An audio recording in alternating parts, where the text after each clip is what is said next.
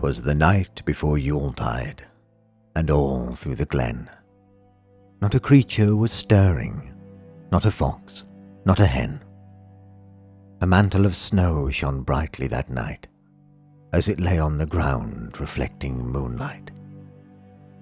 The fairies were nestled all snug in their trees, unmindful of flurries and a chilly north breeze.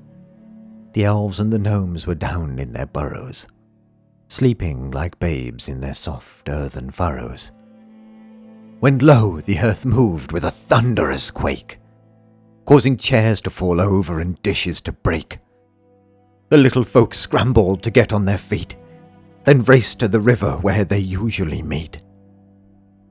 What happened, they wondered, they questioned, they probed, as they shivered in night clothes, some bare-armed, some robed. What caused the earth shudder? What caused her to shiver? They all spoke at once as they stood by the river. Then what to their wondering eyes should appear but a shining gold light in the shape of a sphere? It blinked and it twinkled, it winked like an eye. Then it flew straight up and was lost in the sky.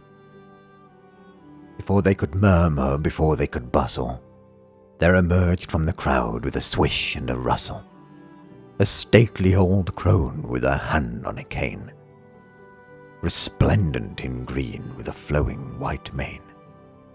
As she passed by them, the old crone's perfume, smelling of meadows and flowers abloom, made each of the fey folk think of the spring, when the earth wakes from slumber and the birds start to sing. "My name is Gaia," the old crone proclaimed, in a voice that at once was both wild and tamed. "I've come to remind you, for you seem to forget, that Yule is the time of rebirth, and yet I see no hearth fires, hear no music, no bells.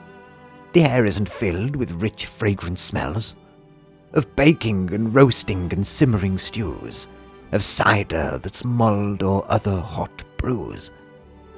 There aren't any children at play in the snow, or houses lit up by candles' glow. Have you forgotten, my children, the fun of celebrating the rebirth of the sun?" She looked at the fey folk, her eyes going round, as they shuffled their feet and stared at the ground. Then she smiled the smile that brings light to the day. "Come here, my children," she said. "Let's play." They gathered the mistletoe, gathered the holly, threw off the drab and drew on the jolly. They lit a big bonfire and they danced and they sang.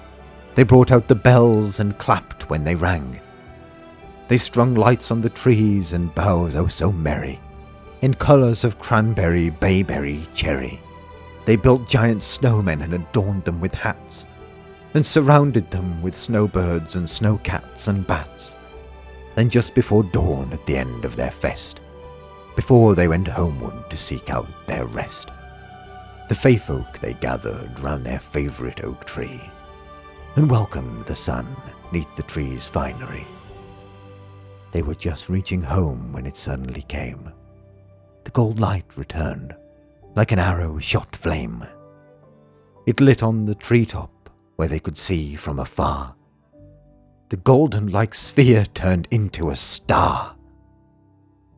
The old crone just smiled at the beautiful sight. "Happy Yuletide, my children," she whispered. "Good night."